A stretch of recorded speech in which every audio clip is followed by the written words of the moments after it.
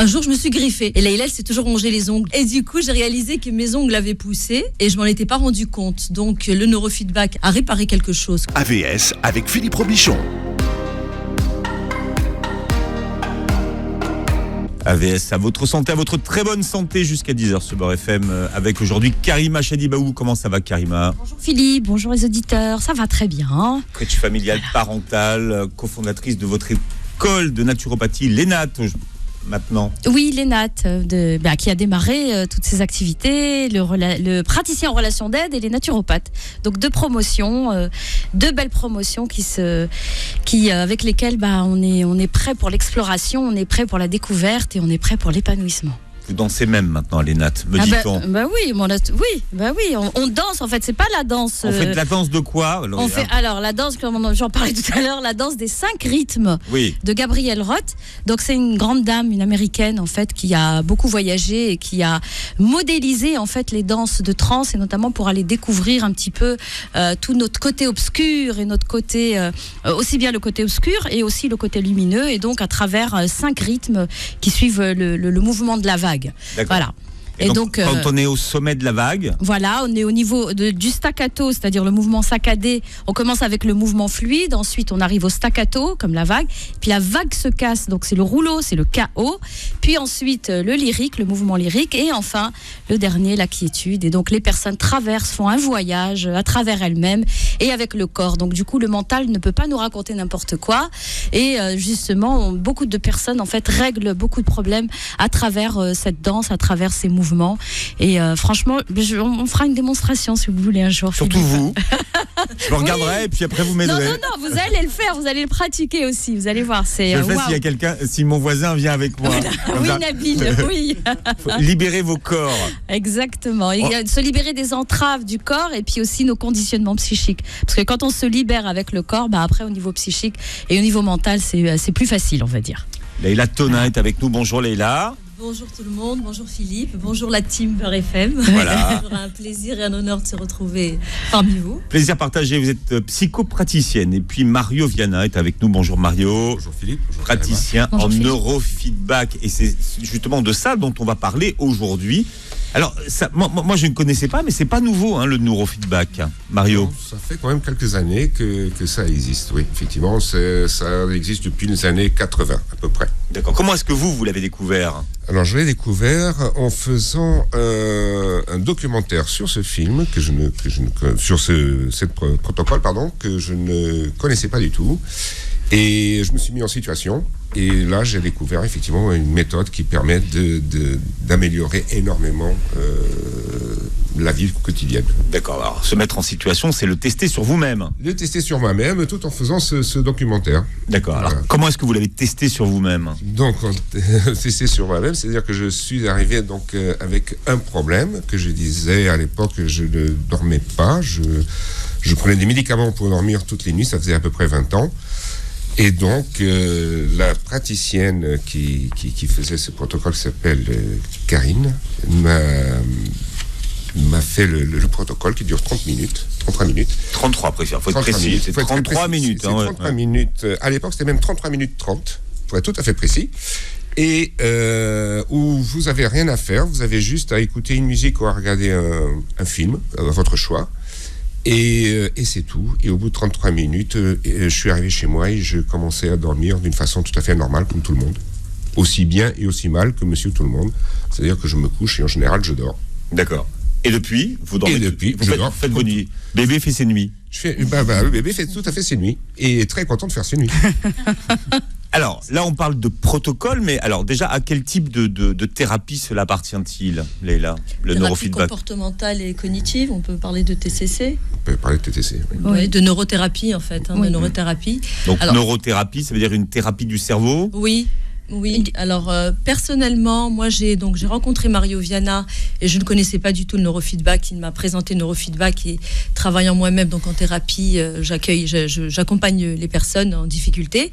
Et j'ai voulu le tester donc sur moi-même aussi avant d'envoyer les gens vers Mario.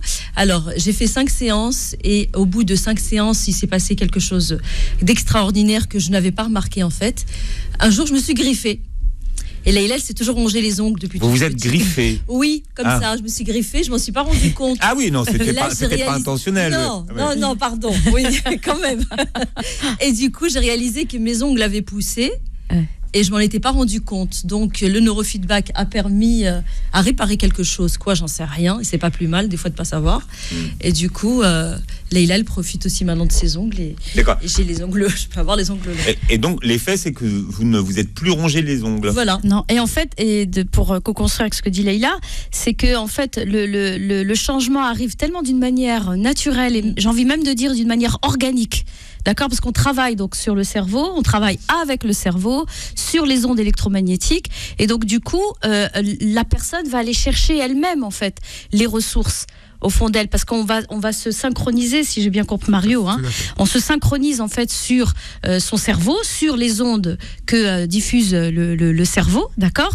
Et donc la personne va pouvoir aller chercher elle-même, mais elle s'en rend pas compte. C'est ça qui est génial dans cette neurothérapie, c'est que il n'y a pas d'effort comme quand par exemple quand on fait une psychanalyse ou quand on fait par exemple une thérapie ou dans laquelle par exemple la thérapie avec les émotions, par exemple où on doit faire sortir, faire émerger en fait ces émotions et qui peuvent être source de souffrance. Là, ça se fait naturellement. Leïla l'a dit, elle s'en est pas rendue compte, elle s'est griffée. Alors que Leïla, je la connais depuis très longtemps. Leïla, c'est toujours ronger les ongles. Oui. Du coup, il va falloir changer ça. Ce toujours, ce n'est plus toujours. Et le jour où j'ai vu Leïla avec une manucure et avec du vernis, je dis, il s'est passé un truc là. Ouais. Et elle me dit, écoute, j'ai fait du neurofeedback, c'est juste incroyable. Ouais. Donc pas d'effort, le changement intervient comme ça. Tout à fait. C'est-à-dire que le changement intervient naturellement. Quand vous dites qu'on travaille avec le cerveau, non. Le client, la personne ne travaille pas. À la limite, si on s'endort, c'est aussi bien. Oui. Il n'y a aucun effort à faire. C'est tout à fait naturel. En fait, c'est le cerveau qui s'organise tout seul. Nous, on n'a aucun moyen de contrôler ce qui se passe. Le cerveau se organise tout seul. Parce qu'on considère que le cerveau, il sait ce qui est bon pour lui. D'accord. Donc, effectivement, ne pas dormir, c'est pas top. Se ranger les ongles, ça peut s'apparenter à un TOC ou un stress ou quelque chose comme ça. Le cerveau se autorégule naturellement. Mais il y a quand même, Mario, un protocole. C'est-à-dire que quand on dit on travaille pas, c'est-à-dire il y a quand même une intention derrière, il y a quelque chose. Il n'y a aucune intention, rien du tout. D'accord. On est passif. Totalement passif. Là, hier, on parlait tout à l'heure, j'ai eu une cliente, c'est la deuxième fois que j'ai une cliente de 5 mois.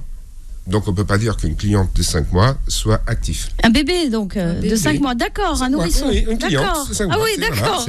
Et dans ces cas-là, la personne, le bébé de 5 mois, il vient pourquoi? Pour quelle pathologie? Alors, pour n'importe quelle pathologie. Dans les deux cas précis, donc le premier, c'était une petite fille qui avait un problème de sommeil, c'est-à-dire qu'elle était totalement déréglée depuis la naissance. Elle ne dormait pas du tout la nuit. Et donc, c'était un problème dramatique. Elle est venue faire des séances. Et dès la première séance, elle a commencé à aller un petit peu mieux. Et puis, au bout de 3 ou 4 séances, la petite fille s'est auto-régulée. Donc, elle dort comme tous les bébés la nuit. Et puis, des fois, il y a des petites crises. Mais voilà, elle dort normal. D'accord. Alors, Mario, neurofeedback. Neuro, c'est pour... Sur les neurones. D'accord. Et feedback? Les feedbacks, c'est le retour de l'information que la machine, en fait, il y a 2 capteurs qui sont... Donc, il y a une machine. Il y a une machine. D'accord. Donc, c'est 2 capteurs qu'on place sur la tête et 2 sur les oreilles. Mais bon, voilà, c'est surtout les 2 capteurs qu'on place sur la tête. Quel que soit le problème du client qui vient, ces capteurs sont placés toujours au même endroit. C'est-à-dire que nous, on ne fait pas de diagnostic. D'accord. Et on ne fait pas... Voilà, il n'y a aucun diagnostic. Quel que soit le client, il vient... J'ai eu un client même qui est venu une fois en disant « Je viens vous voir parce que je sais que je n'ai pas besoin de parler, parce que j'ai fait une psychothérapie, j'ai fait une psychanalyse, j'ai fait je sais pas quoi. Ouais. J'en ai marre de raconter ma vie. Et donc, je viens vous voir parce que je n'ai plus envie de parler. » C'est ça qui est génial. Et je lui ai dit « Vous êtes juste obligé de me dire bonjour et au revoir, ça va ?» Il m'a dit « Ça me va très bien. » Il a fait, il me semble, 12 ou 13 séances, je ne me rappelle plus exactement. Et à la dernière séance, il me fait « Écoutez, c'est la dernière fois que je viens vous voir parce que j'ai résolu mon problème. » Quel était son problème? Je ne sais pas. D'accord. Et ça m'intéresse. Ouais, donc c'est pas forcément savoir. Si je veux faire un travail après de psychothérapie derrière, oui, parce qu'on peut travailler en neurofeedback et faire un accompagnement psychothérapeutique. C'est complémentaire, c'est ce que vous êtes en train de dire. Voilà. Mais sinon, non, le bébé de 5 mois, il parle pas, oui. parle pas. Et hier, la petite fille était très excitée. Au bout de 5-7 minutes, elle s'est assoupie, elle s'est endormie. Elle a fait les 33 minutes en dormant. À la fin, elle s'est réveillée. Et puis voilà, quoi. Et puis on va continuer comme ça. Alors, donc, vous avez parlé de 4 électrodes, 2 qu'on met sous la tête. 4 capteurs. Des capteurs. Alors, c'est des capteurs qu'on fixe sur le... C'est des capteurs qu'on fixe en haut du crâne, à un endroit bien précis, sur le cuir chevelu, avec une petite pommade pour que ça adhère, et 2 sur les oreilles. Et la machine, on lance le protocole, et la machine va analyser 256 fois par seconde la fréquence électrique du cerveau, ce qui veut dire que dès qu'on lance le protocole, la machine sait quelle est votre fréquence à vous, qui est une fréquence propre, comme une empreinte digitale, on va dire, en gros, pour faire simple. Et donc, la machine analyse cette fréquence électrique. Dès qu'il y a quelque chose qui n'est pas cohérent, peu importe quoi, la machine fait le feedback, c'est-à-dire donc elle va faire une interruption du son que vous êtes en train d'écouter, fait une interruption de demi-seconde. Donc, à la limite, on n'entend pas l'interruption, mais le cerveau, lui, il l'entend, et ça lui fait le feedback pour dire, là, tu n'es pas en train de faire juste ce que tu devais faire. Peu importe quoi. On ne cherche pas à savoir. Mais le cerveau, il se réorganise en fonction de ces coupures de son. D'accord. Voilà. Donc là, vous avez parlé de capteurs. Donc, est-ce qu'il y a des émetteurs ou c'est que des capteurs? Non, c'est que des capteurs. Il n'y a rien d'intrusif. Il y a absolument... C'est pas des ondes qu'on va vous mettre dans la tête ou dans le cerveau. Non. C'est absolument... C'est une des seules méthodes qui est vraiment non intrusive parce que il n'y a pas de médicaments, il n'y a pas d'aiguille, il n'y a pas de manipulation, il n'y a rien. C'est juste les capteurs récupèrent l'information du cerveau, la fréquence, et juste la coupure de son, qui on peut dire que c'est intrusif, c'est une coupure de son. Voilà. Parce que ça passe, excuse-moi Mario, ça passe par le canal auditif, justement. Donc soit on regarde un film ou on écoute un son, une musique par exemple. Ou on s'endort. Mais le son... il tourne. Il continue. Quand tu t'endors. Oui. Il y a forcément un son. Et toutes ces micro-coupures, toutes ces petites coupures, donc plus il y a de coupures, plus il y a j'ai envie de dire, des turbulences cérébrales, ça veut dire. On peut dire ça, oui. Mais il y a toujours, en fait, si vous voulez, on a tous des turbulences. On n'appelle plus ça des turbulences. On a un autre nom, plus barbare encore. Mais en fait, si vous voulez, on a tous des problèmes. Sauf qu'on n'est pas censé les savoir forcément. Par exemple, moi, si mon problème, c'est de me balader en haut des tours de Manhattan sur un fil, etc., et que peut-être j'aurais très peur, mais comme je suis jamais allé me balader en haut d'un fil, je ne sais pas que j'ai ce problème-là, par exemple. Donc, nous avons tous des problèmes. Certains sont très visibles, d'autres sont invisibles. Moi, j'ai un problème d'écriture parce que je fais des fautes orthographes, parce que je suis dysgraphique. Depuis que j'ai fait de neurofeedback, j'en suis moins dysgraphique, mais j'en suis toujours. Mais je suis moins. Vous voyez, ça résout des problèmes, peu importe quel problème. Et là, c'est le cerveau de lui-même, donc qui va, comme vous avez dit, auto-réguler. Et donc, à un moment donné, il va lui-même trouver la solution de ce qui se répare tout seul, quoi. Il trouve la solution tout seul. C'est ça, auto-réparation, autorégulation. Tout seul. Nous, on n'intervient pas pour dire, tiens, tu dois faire ci ou tu dois apprendre ça, ou on doit cibler telle zone du cerveau, puisqu'il existe un autre protocole qui est le biofeedback. C'est ce que j'avais vu, ça. Voilà. J'avais vu ce protocole. Là, on pose en fonction de l'endroit du cerveau. Parce qu'on fait un diagnostic. Donc, à partir de là, on pose les capteurs à un endroit précis et on demande à la personne d'être actif pour pouvoir faire fonctionner le protocole. Donc, ce biofeedback qui est très efficace pour certaines choses, il n'y a aucun problème là-dessus, mais il ne peut pas être utilisé pour les femmes enceintes, il ne peut pas être utilisé pour les petits-enfants, il ne peut pas être utilisé pour les épileptiques, il ne peut pas être utilisé... Donc il y a pas mal de contre-indications là. D'accord, dans celui-là. Le neurofeedback dynamique, donc le neuro-optimal, c'est le protocole que nous utilisons, lui, il s'adapte à tout le monde. Puisqu'on n'intervient pas dans le cerveau. Contrairement au biofeedback. Contrairement au biofeedback. Qui est d'ailleurs, le biofeedback est fait en centre hospitalier. Soit hôpital, soit clinique, centre médicalisé, quoi. D'accord. Mais c'est très peu connu aussi. Hein. Qui est très peu connu. C'est très marginal. Hein, oui. Il y a 2 hôpitaux dans Paris qui le font. Et puis en province, je crois, il y a aussi 2 ou 3 hôpitaux qui le font. C'est très peu. Mais par exemple, moi, je travaille avec des personnes épileptiques.